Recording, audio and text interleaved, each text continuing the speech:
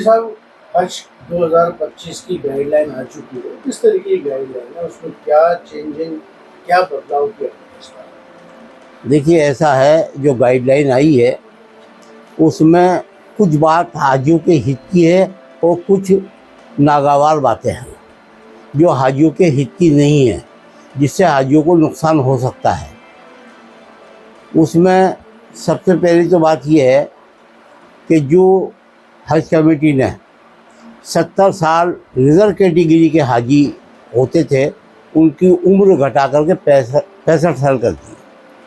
लेकिन उसके साथ परेशानी ये है कि उन्होंने उनकी बीवी अगर 60 प्लस है तो वो फार्म जनरल कैटेगरी में जाएगा। ये हाजी को नुकसान है, ये नहीं होना चाहिए था। पहले अगर 70 साल का हाजी था तो उसके साथ उसकी जो बीवी थी वो किसी भी उम्र की हो तो वो जनरल कैटेगरी में नहीं जाता था, बल्कि 69 साल तक उसको जो है रिजर्व कैटेगरी में माना जाता था। तो जब इसकी उम्र 65 साल की है तो 64 साल तक उसकी बीवी की उम्र को देना चाहिए था। और इन्होंने कहा कि 60 प्लस होने के बाद में जो है मतलब वो जनरल कैटेगरी में चला जाएगा, तो ये हाजी को नुकसान है। एक बात तो ये हुई। दूसरी बात ये है कि इन्होंने जो हाजियों के लिए पैसा डिक्लेयर नहीं किया, वो हमेशा नहीं करते हैं कि इस साल क्या लगने वाला है। ये हमेशा ये करते हैं कि जब पूरा खुल जाता है उसके बाद में ये कहते हैं कि ये रुपया हमें जमा कराइए। इस साल भी इन्होंने हल्का सा हमारे को जो इत्तलात मिल रही है या जानकारियाँ मिल रही हैं तो उसके अनुकूल जो पहली किस्त 81,000 रुपया जमा होती थी, 3 किस्तों में होता है पैसा जमा, तो पहली किस्त 81,000 की थी, दूसरी किस्त 1,30,000 की थी। अब कैसे ये पहली किस्त के अंदर ही 1,30,000 मांग रहे हैं और दूसरी किस्त में 1,42,000 मांग रहे हैं। तो ये हाजियों पे बर्डन है, वज़न है। इसको देखना चाहिए, सोचना चाहिए और वापस मीटिंग करके इसमें संशोधन करना चाहिए। ये हज कमेटी ऑफ इंडिया मुंह नहीं खोलती तब तक हम कुछ भी नहीं कह सकते। इस मुतालिक 4 भी हो सकते हैं और 4 से ऊपर भी हो सकते हैं, दोनों बातें हैं इसमें। बिल्कुल, ये एक परेशानी का बाइस है कि जिन लोगों ने अनुमानित हज की कीमत आज की तारीख में 4 लाख रुपया है, तो वो उस हिसाब से जो अपनी तैयारी कर रहा है, अगर पैसा बढ़ जाता है तो वो हाजी परेशान होगा ही होगा। उसको लेके क्या करना चाहिए? वो गलत है, ऐसा नहीं होना चाहिए था।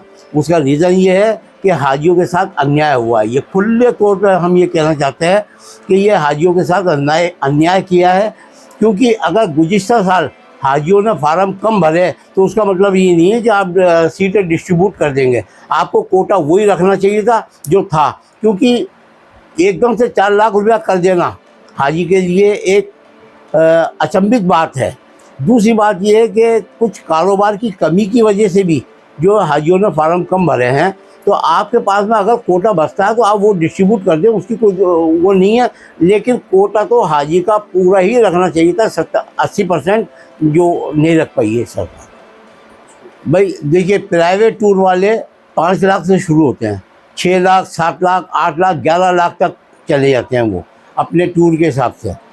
और ये हाजी के लिए टोटल घाटा है, टोटल घाटा है। क्या है कि प्राइवेट वालों को ज़्यादा कोटा देना मुनासिब नहीं। ये काम अच्छा किया हज कमेटी ऑफ इंडिया ने कि जो पहले एक खादिमुल हुज्जाज के अंडर में 250 हाजी आते थे, फिर 200 हुए, अब घटा करके उसको 150 किया। तो ये तो अच्छा किया उन्होंने कि खादिमुल हुज्जाज की जो तादाद बढ़ाई है, उनके नाम को भी चेंज किया। अब वो इंस्पेक्टर के नाम से जाने जाएंगे। देखिए, इसके पीछे मैं तो ये कहूँगा कि जो सिलेक्शन करने वाली टीम है, इनको इस बात पर गौर करना चाहिए कि कौन आदमी खिदमतगार है और कौन चाटुकार है। जो चाटुकार है उनका सिलेक्शन नहीं होना चाहिए, जो खिदमतगार है उनका सिलेक्शन होना चाहिए। खिदमतगारों को अगर भेजेंगे तो काम पूरा होगा, चाटुकार को भेजेंगे तो यही शिकायतें आती रहेंगी जो हमेशा आती हैं। देखिए, उसमें अब कैसे गुज़िश्ता साल सरकार ने ये तय किया कि जो 2 मरतबा हो आया उसको तीसरी मरतबा जाने का मौका नहीं है। तो ये अच्छा कदम उठाया था उन्होंने, लेकिन जो 2 बार गए हैं उनमें भी सिलेक्शन उन लोगों का होना चाहिए था कि जो हमवार करके चले, जो नए खादिमुल हुज्जात जा रहे हैं उनको साथ दे करके चले और वहाँ पे उनको गाइडलाइन देवें कि भाई काम करने का तरीका ये है, ताकि आने वाले दूसरे साल में उनको खिदमत का जो मौका मिले तो वो खिदमत कर सकें।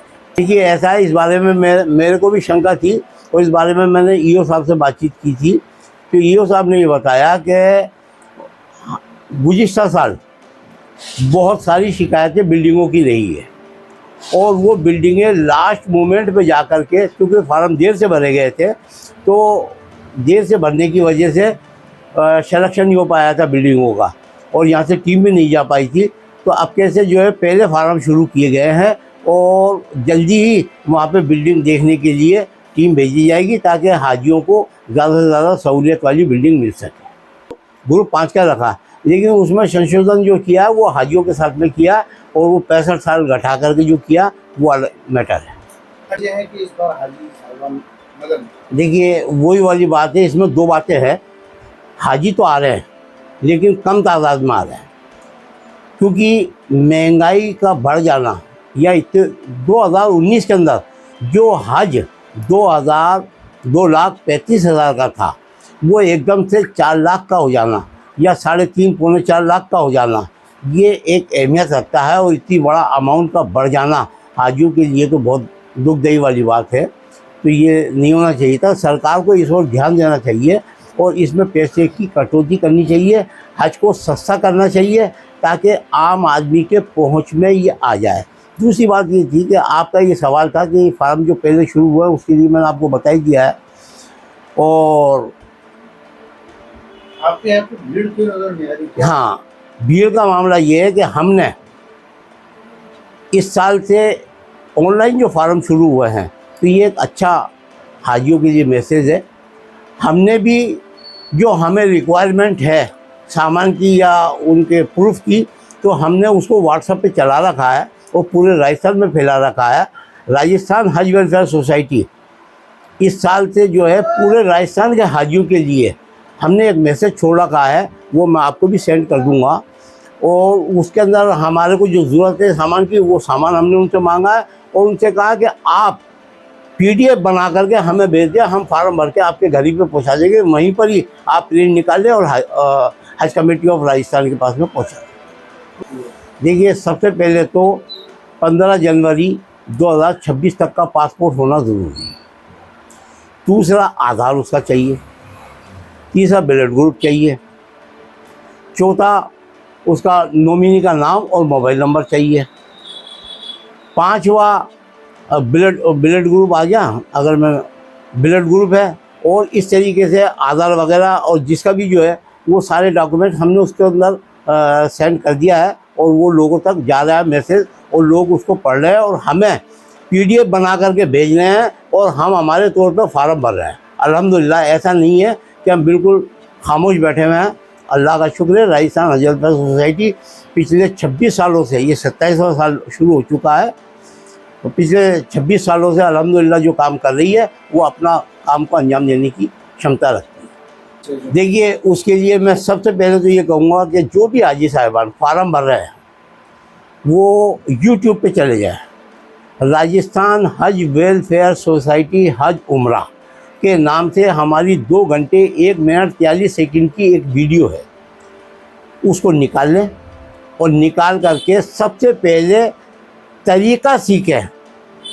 तवाफ़ किस तरीके से करना, उम्रा किस तरीके से करना, सफ़ा मरवा किस तरीके से दौड़ना और कहाँ पर कौन सी दुआ पढ़नी है, वो सारी उस चीज़ के अंदर हमारी मौजूद है।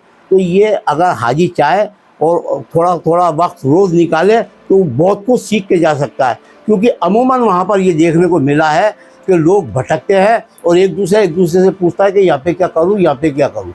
जबकि हम हज ट्रेनिंग कैंप भी लगाते हैं, लेकिन उस वक्त मशगूलियात की वजह से हाजी टाइम नहीं दे पाता है और वो ध्यान से नहीं सुन पाता है, तो इस तरीके से वो बातें निकल जाती है। दूसरा मामला था आपका सामान का।